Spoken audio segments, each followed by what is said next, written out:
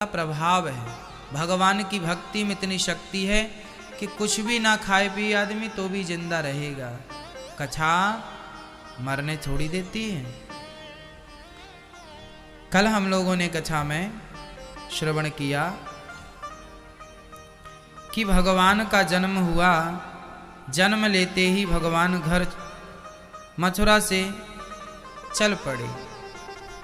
कहाँ की ओर? जन्म लेते ही भगवान मथुरा से गोकुल की ओर रवाना होते हैं, प्रस्थान करते हैं। जब भगवान गोकुल पहुंचे, वसुदेव जी के पांव में बेड़ियां थीं, हाथ में हथकड़ियां थीं, बहुत सारा बंधन था, बहुत सारी समस्याएं थी, बंधन था। अब जीवन को कैसे बंधन मुक्त किया जाए? वसुदेव जी के पांव में बेड़ियां, हाथ में हथकड़ियां, बहुत सारा बंधन। अब कैसे मुक्ति मिले? एक उपाय है। वसुदेव जी से भगवान ने कहा कि आप हमें ले लो अपनी गोद में। और जब भगवान को गोद में लिया वसुदेव जी ने और भगवान को लेकर के चले तो अपने आप बंधनों से मुक्त हो गए, है ना? बंधन से मुक्त हो गए। बेटा कुछ कुर्सियां और आगे, चेयर और आगे लाके रख दो। भगवान की शरण में जो जीव आ जाता है, भगवान को लेकर चलता है, वह कभी बंधन में नहीं बंधता। आज आप लोग, हम लोग बहुत परेशान हो जाते हैं इस वस्तु को लेकर, इस व्यक्ति को लेकर। याद रखिएगा कि संसार का हर बंधन उन्हीं के पास है जो भगवान से दूर हैं। जो भगवान की शरण में है वह कभी बंधन में नहीं बंधता, किसी भी प्रकार के बंधन में नहीं है। इसलिए हम आपसे कहा करते हैं कि अपने आप को संसार से जोड़कर मत रखो, अपने आप को भगवान से जोड़ करके रखो। संसार से तो आप जुड़े ही हैं। हम ये थोड़ी कहते हैं कि संसार को भूल जाओ, संसार का व्यवहार ना करो, ऐसा हम नहीं कहते। हम यह कहते हैं कि भगवान को याद रखो, भगवान को पकड़ के रखो। जब भगवान को पकड़ लोगे तो संसार को पकड़ने की जरूरत ही नहीं है। एक बात बताएं, सुबह सुबह आप पश्चिम दिशा की तरफ चलेंगे तो बताओ आपकी परछाई आपसे आगे होंगी या पीछे? बताओ। पश्चिम दिशा की तरफ चलेंगे सुबह सुबह तो परछाई कहाँ होंगी आपके? सीधा आगे। जितना आप भागेंगे उतनी तेज परछाई आपसे भागेगी। आप पकड़ नहीं पाएंगे अपनी ही परछाइयों को, वो आपसे आगे है। उसी तरह ये संसार का सुख है। आप संसार की तरफ जितना भागेंगे, ये संसार का सुख आगे आगे उतना भागेगा। अब पकड़ में आया, अब पकड़ में आया, पर पकड़ में आता नहीं। परछाई को लगा, अब पकड़ लिया, लेकिन कहाँ पकड़ पाता। तो एक काम करिए, अब सूर्य भगवान की तरफ मुंह करके सूर्य भगवान की तरफ भागिए तो परछाई के पीछे अभी आप थे, अब आपके पीछे परछाई हो जाएगी। क्यों हुआ ऐसा? क्योंकि आपका मुंह अब सूर्य भगवान की तरफ है। जिसका मुंह भगवान की तरफ होता है, जिसकी आंखें भगवान की तरफ होती हैं, जिसके कान भगवान की तरफ होते हैं, संसार उसके पीछे पीछे भागता है। भक्तों, संसार के सुख के लिए आपको नहीं भागना। एक बार भगवान के पीछे भाग कर तो देखो। ये दुनिया के लोग ना संसार के सुख के लिए भागते हैं, ये मिल जाए वो। कितनी छोटी छोटी इच्छाएं हैं आपकी। आज का इंसान सोचता क्या है? आप क्या सोचते हैं हम बता दें? 135 करोड़ लोग रहते हैं मेरे भारत में। 135 करोड़ लोगों की सोच क्या है? मैं बता सकता हूं कि आप क्या सोच रहे हैं। क्या सोच सकते हैं ये भी बता सकता हूं, आपकी क्षमता कितनी है। आप चाहते क्या हैं हमें पता है, लेकिन जितना भी आप चाह रहे हैं वह सब तुच्छ है। क्या है? तुच्छ, मतलब बहुत थोड़ा, कम। आप क्या चाहते हैं? आप यही तो चाहते हैं आपका नाम हो, आपकी इज्जत हो, आपके पास पैसा हो, जमीन हो, जायदाद हो, पुत्र हो, पुत्री हो, बेटा बेटी सुखी रहें, हम सुखी रहें, शरीर निरोगी रहे। 135 करोड़ लोग इतना ही चाहेंगे। इससे ज्यादा सोच कहाँ जाएगी, किसकी जाएगी? इससे ज्यादा कौन चाहेगा, इससे ज्यादा कौन सोचेगा? लेकिन मेरी माँ, जितना मैंने एक शब्द में कह दिया, एक लाइन में कह दिया, ये बहुत तुच्छ है। नाम, प्रतिष्ठा, पैसा, घर, मकान, जमीन, जायदाद, बेटा बेटी, शरीर का स्वास्थ्य, यह सब नॉर्मल है, तुच्छ चीजें यही है। इनके पीछे भागोगे, पैसों के पीछे भागोगे, नहीं मिलेगा। सुख के पीछे भागोगे, नहीं मिलेगा। लेकिन इन सबको पीठ दिखाकर जिस दिन भगवान की तरफ भागने लगोगे, ये सारी चीजें आपके पीछे पीछे चलेंगी, पीछे पीछे। इनके पीछे भागना ही नहीं है आपको, इनके पीछे पड़ना ही नहीं है आपको। आपका डायरेक्शन गलत है, आप जा ही गलत दिशा में रहे हो, हम क्या करें? दिशा ही गलत है आपकी, आप जा ही रहे हैं संसार की तरफ। आदमी रो रहा है, काहे के लिए रो रहा है? बेटा नहीं है, बेटा नहीं है, रो रहा है। आज व्यक्ति बेटा बेटी से ऊपर उठ ही नहीं पाता। आप मर जाते हैं लेकिन बेटा बेटी से ऊपर नहीं उठ पाते। कभी आप इनसे ऊपर उठ के सोचते हैं? आपके पास टाइम नहीं है, आपके पास या यूं कहें काबिलियत नहीं, योग्यता नहीं। मच्छर कितने ऊपर उड़ता है बताओ, बताओ मेरी मां, मच्छर कितने ऊपर उड़ता है? अधिक से अधिक 30 फीट, और अधिक तो 40 फीट, और अधिक तो 50 फीट। इससे ऊपर क्षमता नहीं है कि मच्छर चला जाए। क्यों जी, है क्षमता? वो बिल्डिंग के अंदर अंदर भले ऊपर वाली मल्टी में चला जाए, बिल्डिंग में चला जाए, पर डायरेक्ट 50 फीट की ऊंचाई पर मच्छर नहीं उड़ सकता। देखा कभी आपने 50 फीट ऊपर मच्छर को उड़ते हुए? नहीं देखा। लेकिन बाज कितने ऊपर उड़ता है? 500 फीट ऊपर भी उड़ सकता है, 1000 फीट ऊपर भी बाज पहुंच सकता है। हाँ या ना?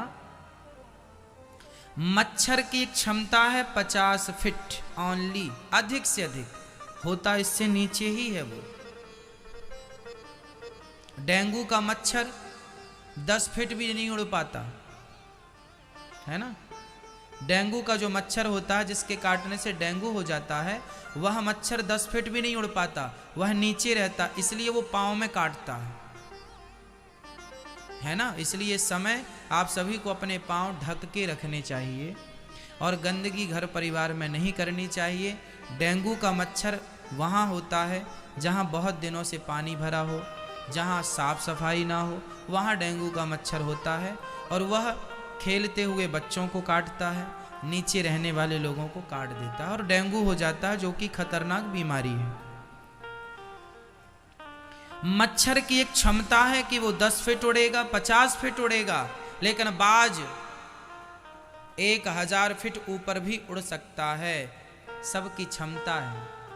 आप और हम कैसे हैं?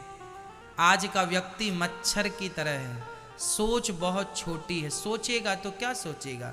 यही तो सोचेगा कि मेरा नाम हो जाए, यही तो सोचेगा मेरी इज्जत बढ़ जाए, यही तो सोचेगा मेरे पैसा आ जाए, खूब नाम पैसा आए और प्रॉपर्टी बने, बैंक बैलेंस बने, यही तो सोचेगा। ये मच्छर की सोच है जो आप लोग लिए बैठे हैं। पक्षी बाज की सोच ये नहीं है, बाज की सोच अलग है मच्छर की सोच से।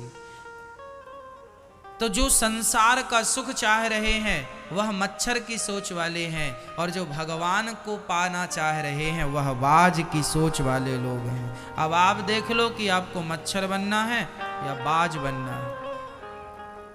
ऊंचाई तक पहुंचना है तो अपनी सोच को बदलना पड़ेगा।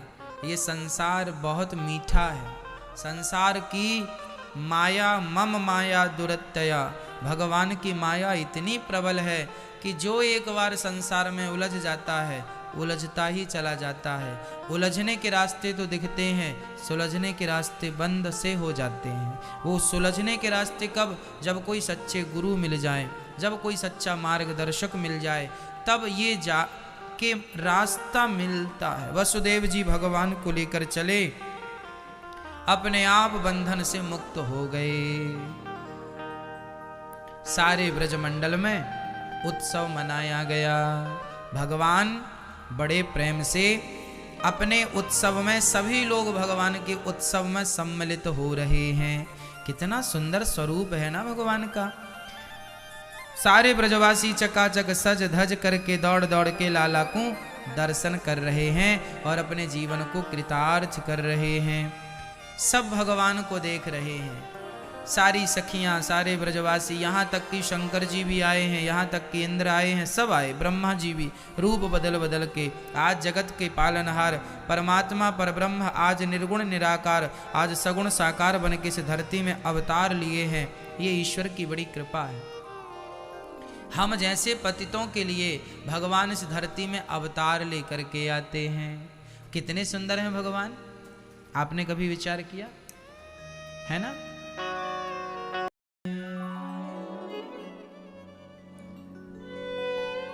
कोई इतना भी सुंदर होगा हमने कभी ना सोचा।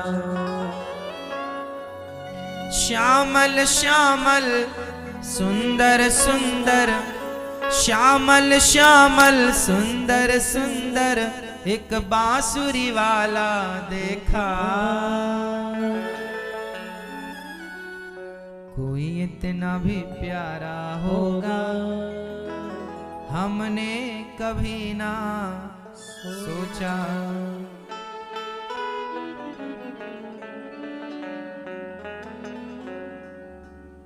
हाँ, कितने सुंदर हैं भगवान। नाम तुम्हारा पालनहारा, जाने कब दर्शन होगा। जिसकी रचना इतनी सुंदर, वो कितना सुंदर होगा। नाम तुम्हारा पालनहारा, जाने कब दर्शन होगा। जिसकी रचना इतनी सुंदर, वो कितना सुंदर होगा। दीन दुखी का इस दुनिया में कोई नहीं सहारा है। झूठी दुनिया मेरे प्रीतम, तू ही एक सहारा है। कृष्ण दरस यदि करना हो तो, कृष्ण दरस यदि करना हो तो कृष्ण प्रेम करना होगा। जिसकी रचना इतनी सुंदर, वो कितना सुंदर होगा।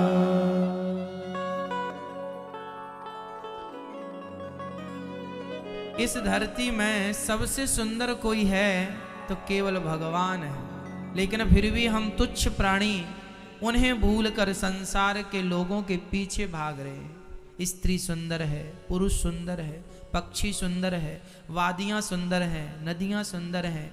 अरे ये क्या सुंदर है, तुमने सुंदरता देखी कहाँ है? जितने सुंदर भगवान हैं, जिन्होंने ये संसार बनाया है, जिनका बनाया हुआ संसार इतना सुंदर है, कभी विचार तो करो कि जिस परमात्मा ने ये संसार को इतना सुंदर बनाया है, इसे बनाने वाले वो स्वयं कितने सुंदर होंगे। कभी उन्हें देखने का मन नहीं करता आपका? कभी आपको ये नहीं लगता कि हम जरा उसे भी एक बार देख लें जिसने ये सुंदर संसार को रचा है? आपको पता ही नहीं कि वो भगवान कितने सुंदर हैं। कल्पना से परे इस धरती में ऐसी कोई वस्तु नहीं है जिस वस्तु से भगवान की सुंदरता की उपमा दी जाए। उपमा किससे दें हम? किससे हम उसे जोड़ के बताएं कि इसकी तरह सुंदर है? कमल का पुष्प कहते हैं सबसे सुंदर होता है,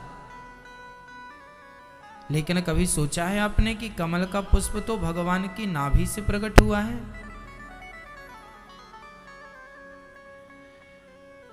अरे जिनकी नाभि से कमल के पुष्प प्रकट हो रहे हैं, जिसकी सुंदरता की उपमा जगत में दी जाती है, वो भगवान कितने सुंदर होंगे? कभी विचार किया है? संसार उन्हीं को सुंदर लगता है जिन्होंने कभी भगवान की सुंदरता को ना देखा, ना सुना, ना जाना और ना जानने की कोशिश की। इसलिए सुंदर ना होते, कृपालु ना होते, दयालु ना होते तो देखो ना, किसी व्यक्ति का रूप सुंदर है तो बहुत महत्व का नहीं है। चलो बहुत सुंदर है, गोरा है, अच्छा है, आकर्षित है, लेकिन केवल रूप सुंदर हो मैया, इससे काम नहीं चलता जब तक उसका स्वभाव सुंदर ना हो। भगवान का केवल रूप सुंदर है ऐसा नहीं है।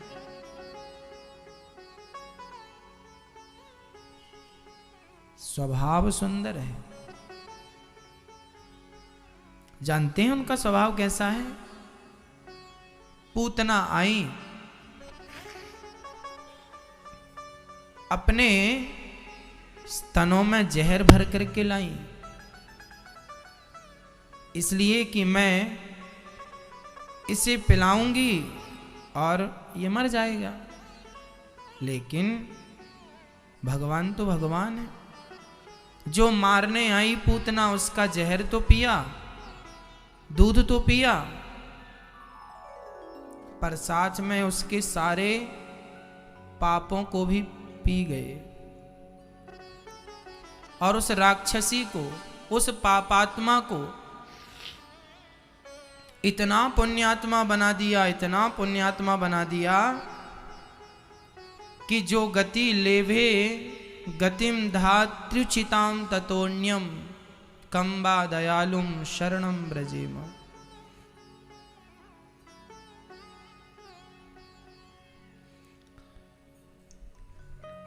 जो भगवान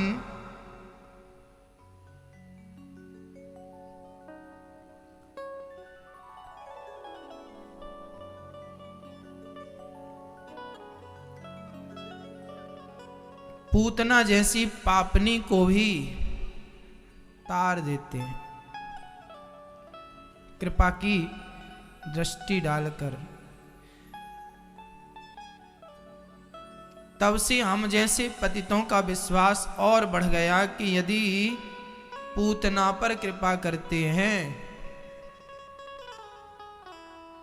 तो हम पर भी कृपा करेंगे जरूर, कभी ना कभी। इसलिए भगवान का ध्यान दिन रात किया करो।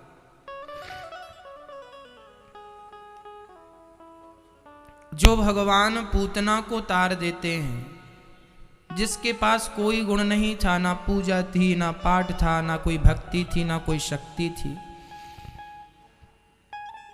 लेकिन पूतना को भी तार दिया। वो ऐसे परम दयालु हैं, परम करुणामय हैं कि केवल पूतना को नहीं, मेरी माँ जटायु तो पक्षी था, वो भी मांसाहारी पक्षी था, परंतु बताओ कि भगवान ने जटायु पर कृपा की कि नहीं? जब रावण ने जटायु के पंख काट दिए ना, राम राम कहता हुआ जटायु जब जमीन पर गिरा तो लोगों ने एक सवाल किया, अरे जटायु, अभी तो तुम्हारे पंख थे तो तुम राम जी के पास जा सकते थे, अब तो तुम्हारे पंख नहीं हैं, बताओ तुम कैसे जाओगे राम जी के पास? जटायु ने कहा कि जब पंख थे तो जिम्मेदारी मेरी थी राम के पास जाने की, अब तो पंख नहीं है। पंख होते तो मैं उड़कर चला जाता राम जी के पास, पर अब तो पंख कट गए, अब मैं नहीं जा सकता, अब राम को आना पड़ेगा मेरे पास, स्वयं भगवान आएंगे। एक पक्षी का विश्वास देखिए कि वो पक्षी कोई नहीं है। हे नाथ, आप कृपा नहीं करेंगे तो हम पर कृपा करेगा कौन? आप हमारी तरफ नहीं देखेंगे तो हमारी तरफ देखेगा कौन? आपके पास तो हमारे जैसे बहुत भक्त हो सकते हैं, पर हमारे पास तो आप जैसा केवल आप ही हैं, कोई दूसरा भी तो नहीं है।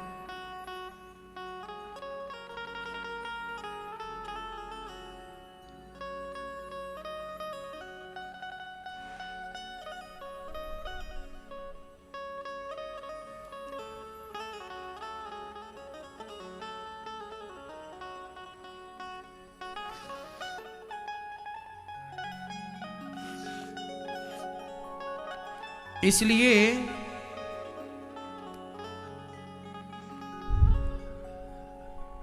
देखो जरा उन ग्वाल वालों को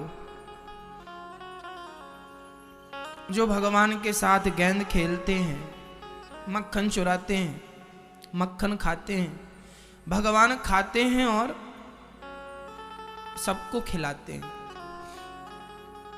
दिन रात वो ग्वाल बाल उनके साथ रहते हैं, दर्शन करते हैं। पर एक बात बताएं, आप लोग भी कम भाग्यशाली नहीं हैं। यदि ग्वाल वालों के साथ कृष्ण थे तो हम भी भाग्यशाली हैं, हमारे साथ कृष्ण की कथा है। यदि वो कृष्ण के सहारे थे तो हम कृष्ण की कथा के सहारे हैं। उनके धन कृष्ण थे, हमारा धन कृष्ण की कथा है। तब कथामृतम तप्त जीवनम।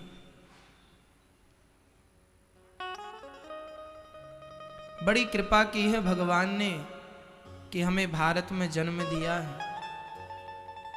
बड़ी कृपा की है कि वो भी भारत में हमें वृंदावन का वास मिला है। बड़ी कृपा की है बिहारी जी ने कि उन्होंने अपने चरणों में बिठाया है।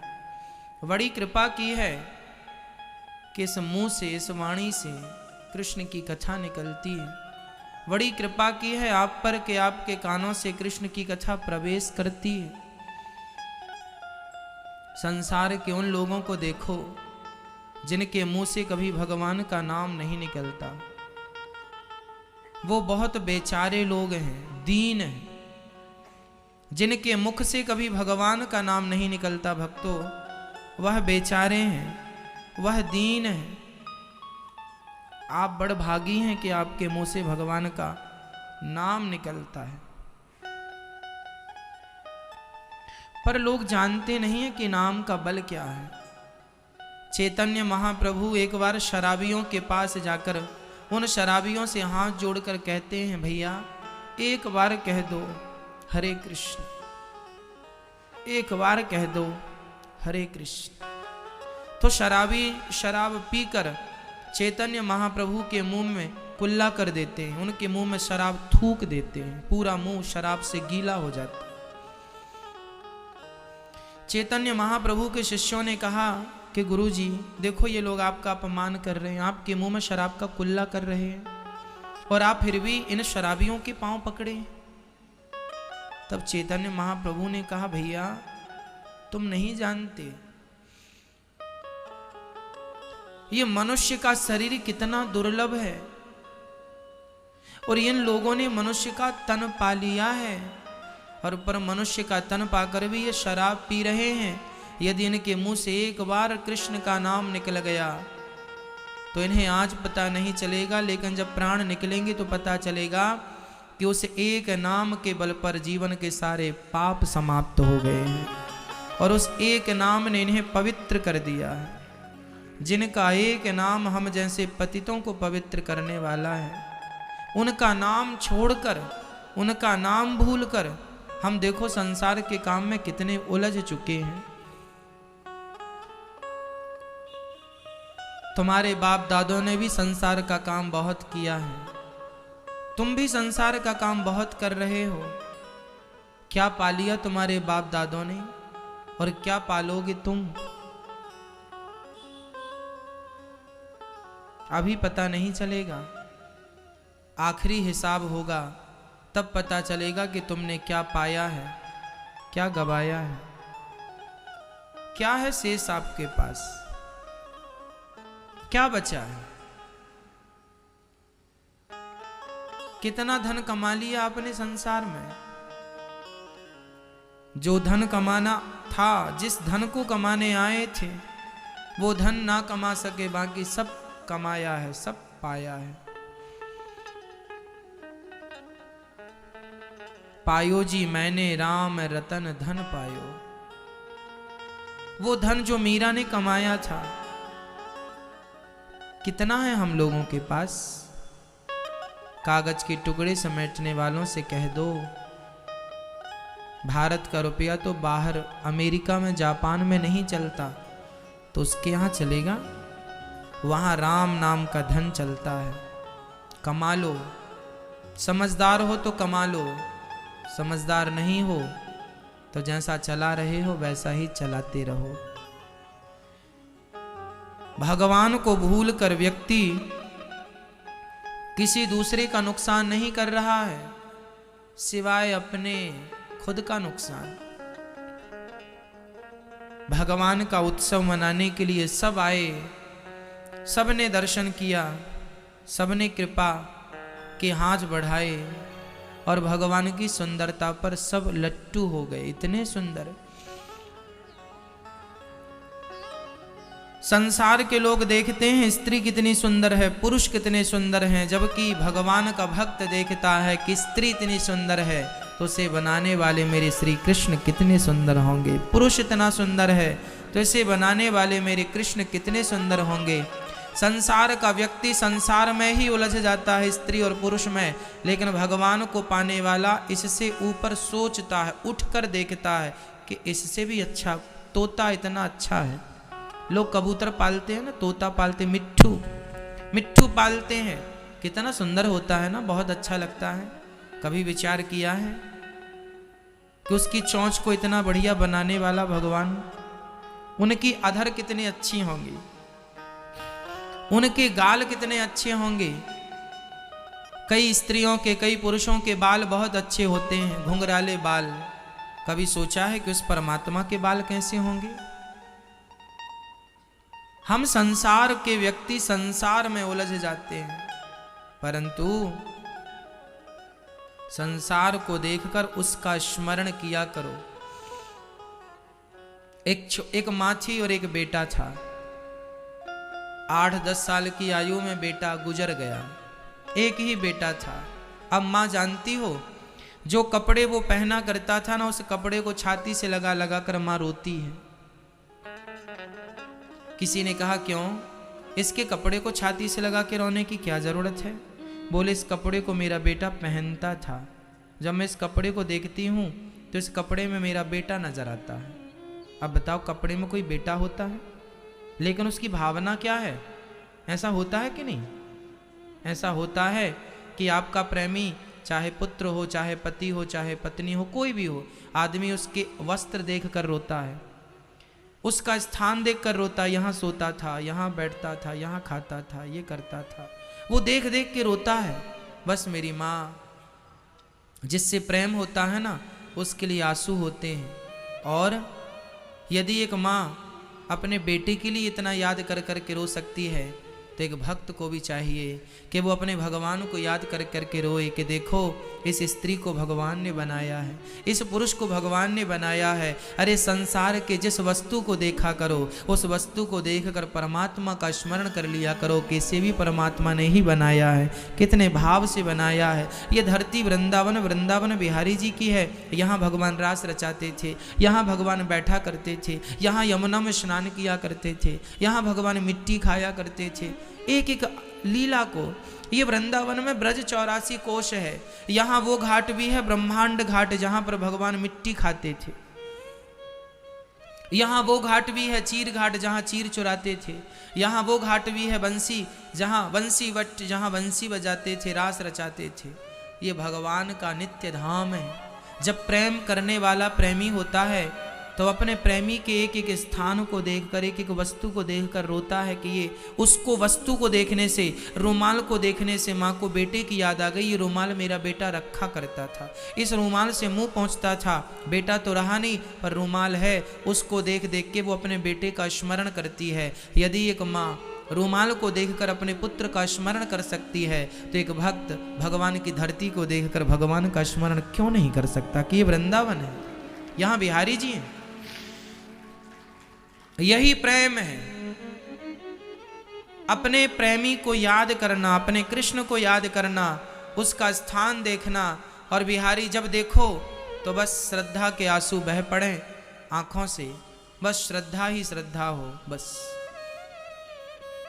अच्छा एक बात बताओ, आप के पिता आपको 10 साल बाद देखने को मिले तो उन्हें देखते ही आंसू आएंगे कि नहीं? आपके पति आपको 10 साल बाद देखने को मिले, कहीं दूर चले गए थे और वहां से आज आए हैं, तो एक पत्नी सारी शर्म लाज तोड़ करके वो अपने पति की तरफ भागेगी और आंखों में आंसू होंगे। एक बेटा अपने बाप से 10 साल बाद मिले, निश्चित दोनों की आंखों में आंसू होंगे, हाँ या ना? है ना? आप बताओ, आप बिहारी जी के दर्शन करने कितने सालों बाद आए हैं? कई लोग तो पहली बार आए हैं, कई लोग 5 साल बाद आए हैं, कई लोग 2 वर्ष बाद आए हैं, कई लोग 2 महीने बाद आए हैं। मुझे बताओ कि यदि आप पहली बार आए हैं बिहारी जी को देखने, तो जब बिहारी जी को देखा तो आपकी आंखों में आंसू थे या नहीं? यदि थे तो सही है, नहीं थे तो आपकी आंखों में आंसू इसलिए होना चाहिए था क्योंकि पहली बार आप देख रहे हैं। जिससे प्रेम होता है ना, जब हम उससे मिलते हैं तो प्रेम के आंसू छलक आते हैं। जब आंसू आ जाएं तो वह आंसू ही प्रमाण पत्र होते हैं कि हमें आपसे प्यार है, हमें आपसे प्रेम है। यदि भगवान से प्रेम है तो उनके लिए आंसू आएंगे, प्रेम नहीं है कदापि नहीं आएंगे। यदि आपके आंसू नहीं आए बिहारी जी को देखने में, इसका अर्थ है कि आपने केवल फॉर्मेलिटी पूरी की है कि चलो वृंदावन आए हैं अब देख लो। कई लोग वृंदावन आते हैं घूमने के लिए। वृंदावन घूमने का स्थान नहीं है, वृंदावन घूमने ना आया करो। कई लोग आते हैं देखने के लिए, चलो वृंदावन देखा मैं। ना तो वृंदावन देखने आया करो, ना तो वृंदावन घूमने आया करो। वृंदावन में तो केवल भगवान से मिलने आया करो, दर्शन करना प्रभु का, प्रभु से मिलना है। जीवात्मा और परमात्मा का मिलन ही वृंदावन है। कई लोग कहते हैं ना चलो वृंदावन घूमने जा रहे हैं। घूमता हुआ व्यक्ति सारी जिंदगी घूमता ही रह जाता है। ये घूमने का स्थान नहीं है। घूमने के लिए तो आपके शहर में पार्क होते हैं, पहाड़ होते हैं, नदी तालाब होती, चलो घूम आवे, वो घूमने का स्थान होता है। पार्क इत्यादि, मेला लगा, चलो मेला घूम के आवे, मेला घूमने का होता है। लेकिन वृंदावन, अयोध्या, बद्रीनाथ जी, द्वारिकाधीश जी, ये घूमने का नहीं है। ये तो बिहारी जी का कहाँ जा रहे हो? वृंदावन जा रहे हैं। क्यों जा रहे हो?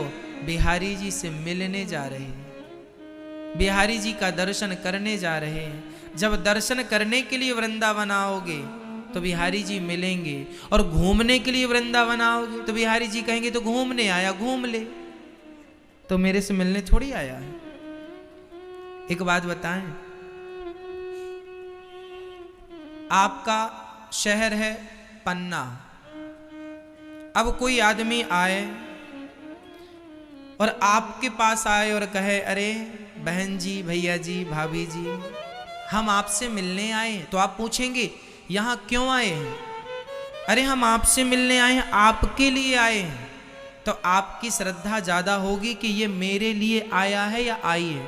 पर कोई कहे सुनो हम पन्ना आए थे फलाने काम से, सोचे आपके यहाँ भी चले आए, तो आपकी श्रद्धा उन पर कम होगी। ये तो काम से आया था, यूं ही आ गया। दोनों बातों में अंतर है। एक आया है सिर्फ आपके लिए और एक आया है दूसरे काम के लिए, लेकिन दूसरे काम को करता हुआ भी वो आपसे मिल रहा है। ये दो बातें हो गई। उसी प्रकार जो लोग वृंदावन घूमने आते हैं वो तो घूमने आए हैं, अब चलो घूमने आई हैं तो बिहारी जी से मिल लो, तब बिहारी जी बोला अरे ये तो घूमने आया था, यूं ही आ गया। लेकिन उद्देश्य ये हो कि हम वृंदावन केवल बिहारी जी से मिलने जा रहे हैं, केवल भगवान से मिलने जा रहे हैं, तो भगवान कहेंगे ये मेरे लिए आया है, इसके आने का उद्देश्य सिर्फ मैं हूं, सिर्फ मैं। तो जो भगवान के लिए आया है उसका आना सफल है, जो भगवान के लिए नहीं आया उसका आना सफल नहीं है। इसलिए जब भी वृंदावन आया करो तो उद्देश्य घूमना ना हो, उद्देश्य देखना ना हो, केवल भगवान से मिलने का भाव हो। कन्हैया तुम्हें एक नजर देखना है, हाँ कन्हैया तुम्हें। हम तो अपनी आंखों से रोज कहते हैं कि देख सपने में भी किसी को मत देखना, भगवान को ही देखना। सच्ची बताएं मैया, अब किसी को देखने की इच्छा नहीं रही। जब से भगवान को देखा है कोई अच्छा ही नहीं लगता।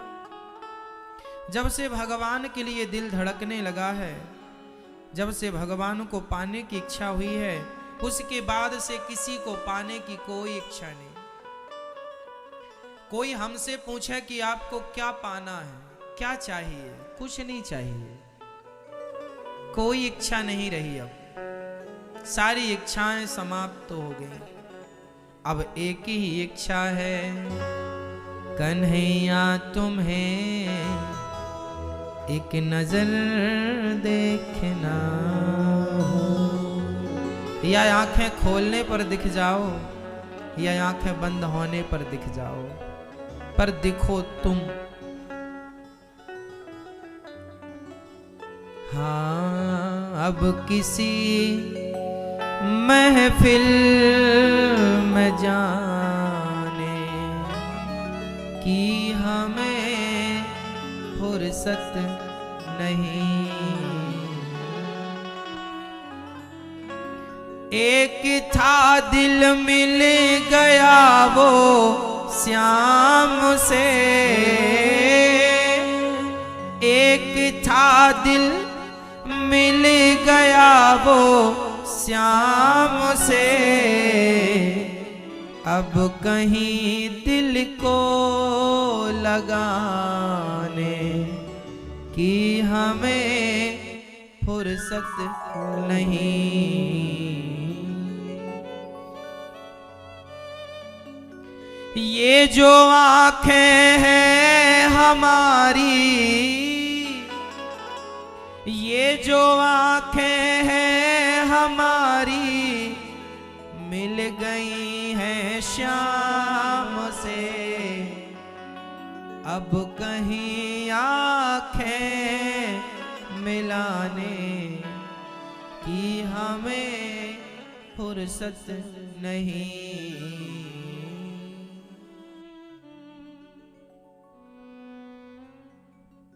बेवफा दुनिया ये हमसे पूछती,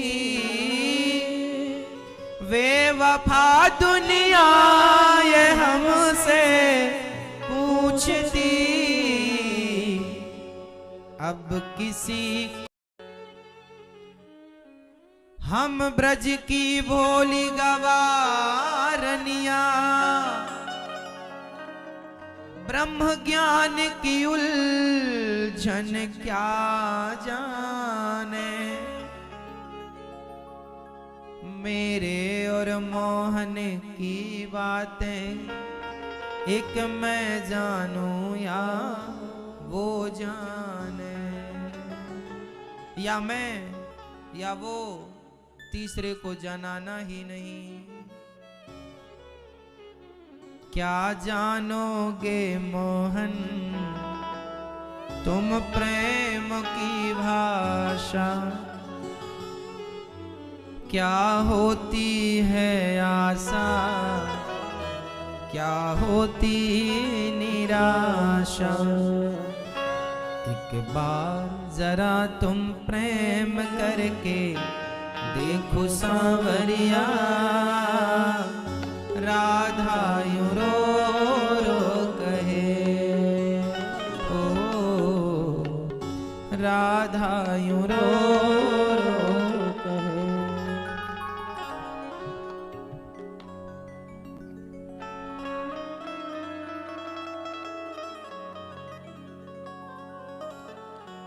भगवान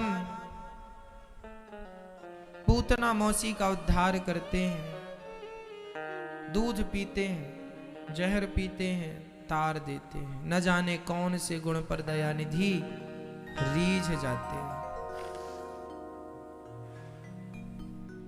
पूतना पर भगवान ने कृपा की, नंद बाबा ने उसके शरीर पर चिता बनाकर आग लगाई, शरीर से सुगंध निकल पड़ी।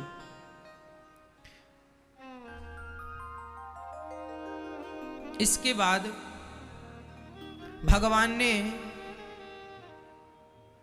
शकटासुर और तृणावर्त का उद्धार किया। छकड़े पे आके शकटासुर बैठ गया, उद्धार किया, तृणावर्त का उद्धार किया। मैया यशोदा और नंद बाबा डरने लगे कि छोरा पर बड़े बड़े संकट आ रहे हैं, क्या करना चाहिए। तभी गर्गाचार्य जी आ गए और गर्गाचार्य जी से पूछा कि मेरे पुत्र पर बड़े बड़े संकट आ रहे हैं, क्या करें। हम यहाँ की कुंडली बनाएं, बताओ भविष्य नाम क्या है। अरे नाम तो रखा नहीं। तब कहीं भगवान कृष्ण का नामकरण संस्कार हुआ। हमारे सनातन धर्म में कितने संस्कारों की बातें हैं? 16 संस्कार। हमारे जीवन में यदि हमारा संस्कार ना हो, हमें श्रेष्ठ कौन बनाता है? हमें श्रेष्ठ कौन बनाता है? हमारे संस्कार। हमें श्रेष्ठ कौन बनाता है मेरी मां? हमारे संस्कार। इसलिए हमें संस्कारी होना चाहिए। क्या होना चाहिए हमें? संस्कारी। संस्कार आवश्यक नहीं, अति आवश्यक है। 16 संस्कारों में प्रथम संस्कार है गर्भाधान संस्कार। आखिरी संस्कार, अंतिम संस्कार, जिसे मृत्यु कहते हैं, अंतिम संस्कार होता है। हम जीवन में संस्कार के बिना वैसे ही हैं जैसे चाशनी के बिना जलेबी है, जैसे चाशनी के बिना गुलाब जामुन है, रसगुल्ला है, गुलाब जामुन है। इनमें चाशनी ना हो, चाशनी में डालो ही मत, तो बिना चाशनी के ये खाने के लायक हैं? स्वाद है न? हमारा जीवन भी संस्कार के बिना वैसे ही है जैसे गुलाब जामुन बिना चाशनी की, जलेबी बिना चाशनी की। संस्कार जरूरी है। मैया अपने बच्चों को धन दौलत भले ना देना, 1 रुपए मत देना, पर संस्कार इतने दे देना, इतने दे देना कि उनके सामने कितनी भी विषम परिस्थिति आए पर वह अपना धैर्य कभी ना खोएं। यही संस्कार है। हानि लाभ तो जीवन का उतार चढ़ाव है, इससे तो गुजरना पड़ेगा भाई। सड़क में कहीं ढलान होती है, कहीं चढ़ाई होती है। ये उतार चढ़ाव जीवन में हम सबके जीवन में आते हैं। शायद ऐसी कोई सड़क हो जिसमें कोई उतार चढ़ाव ना हो, शायद ऐसा कोई जीवन हो जिसमें कोई उतार चढ़ाव ना हो। किसी में कम है, किसी में ज्यादा है, पर है। यदि आपके संस्कार हैं तो आप हर उतार चढ़ाव को बड़ी आसानी से आप निकाल लेंगे, उस वक्त को, उस विषम परिस्थिति को। कई बार केवल गरीब आदमी ही भूखा नहीं सोता, कई बार अमीरों को भी भूखा सोना पड़ जाता। सब कुछ होने पर भी कुछ नहीं मिलता, ऐसी स्थिति आती है। यहां पर कौन काम देगा, साथ कौन देगा? आपका धैर्य, आपका संस्कार, आपके अंदर पॉजिटिव एनर्जी, वो काम करती है। इसलिए हम कहते हैं सभी दिन, सभी टाइम हमेशा सकारात्मक रहा करो। संस्कार में इतनी बड़ी ताकत है। मेरी मां, संस्कारी व्यक्ति को कभी किसी के पास नहीं जाना पड़ता, सारी दुनिया संस्कारी लोगों के पास आकर बैठती है और उनके पास बैठकर अपने आप को धन्य मानती है। ये शक्ति केवल संस्कार में है। इसलिए बच्चों को संस्कार देना, गीता पढ़ने के, रामचरितमानस पढ़ने के, बच्चों को बोलने का संस्कार, बोलने की तमीज नहीं है लोगों के अंदर। आजकल बच्चे लोग बोलते कैसे हैं? उल्टा, गाली गलौच, रे और बे शब्दों का प्रयोग आजकल के बच्चे करते। बात बात में बे, बात बात में रे, क्यों रे क्यों बे, ऐसा बोलते हैं ना बच्चे। ये शब्दों का प्रयोग कर रहे हैं। इसका मतलब है कि आपने अपने बच्चों को बोलने का भी संस्कार नहीं दिया, इनको बोलने का भी लिहाजा नहीं, तमीज नहीं। क्या सिखाया है आपने? बोलना सिखाया करो, अच्छे से बोला करो, धीरे धीरे बोला करो, शब्दों को स्पष्ट करके बोला करो। कई लोग बोलते हैं समझ में नहीं आता, क्यों? सिखाया नहीं ना आपने, आपने भी नहीं सीखा। आपकी सास आपको कुछ कह देती है, आप भी बदले में उसको पलट के जवाब देते हैं। ये संस्कार नहीं है। संस्कार ये है कि हमारे बड़े हमें डांटें, गाली दें या दो चार थप्पड़ मार दें, पर हमारे संस्कार ऐसे हों कि हम पलट। जहाँ नाथ रखे दोगे वहीं मैं रहूँगा, जहाँ ले चलोगे वहीं मैं चलूँगा। हाँ, दयानाथ दयानिधि मेरी अवस्था तुम्हारे ही हाथों है सारी व्यवस्था। हे नाथ, अब तो हमारी व्यवस्था आपके हाथ में है। अब जैसे आपको व्यवस्था करना है, जैसे रखना है, मर्जी आपकी।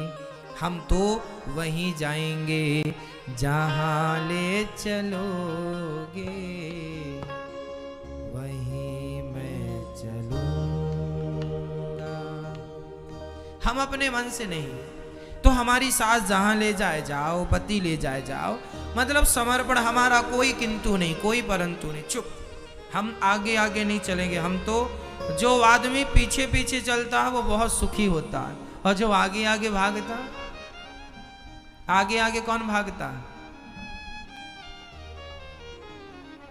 बताओ बताओ मैया। आगे आगे भाग जाते हैं बाराती, दुल्हा पीछे रह जाता, बाराती आगे नाचते नाचते निकल गए। और आगे जब बाराती आ जाते हैं ना तो उन्हें कोई गिलास भर पानी नहीं पिलाता। ए दुल्हा कहाँ है? बोले दुल्हा पीछे। बोले तब आना जब दुल्हा है। बिना दुल्हे की बारातियों की कोई इज्जत नहीं है, हो तो बता दो। बिना दुल्हे के बारातियों की, अब सारे बाराती बिना दुल्हे के घुस जाएं तो लड़की का बाप रो, ए रुको, दुल्हा कहाँ है? खाने आ गए फोकट का, जाओ पहले दुल्हा लाओ। दुल्हा आया नहीं, तुम ही सब खा लोगे। दुल्हे के बिना बारातियों की कोई शोभा नहीं, कोई इज्जत नहीं। उसी तरह हमें पीछे चलने की आदत होनी चाहिए, आगे चलने की नहीं। इसलिए हम अपने से बड़ों के कहां चलें? पीछे। हम अपने गुरु के आगे चलना, हम गुरु के आगे चलना चाहिए कि पीछे? मैया बोलो मेरी माँ। गुरु जी के आगे के पीछे? पीछे। माता पिता के आगे के पीछे? पीछे चलने में अच्छा है। खतरा वतरा आता है तो आगे से बता देते हैं यहाँ गड्ढा है, बच के आना। अपने राम चलते चले, चलते चले, चलते चले। आगे चलोगे तो तुम जरा लापरवाही, तुम ही गिरोगे गड्ढे में। इसलिए सास ससुर माता पिता पति, इनके पीछे चलने वाले लोग सुखी हैं। जो अपने आप को पीछे रख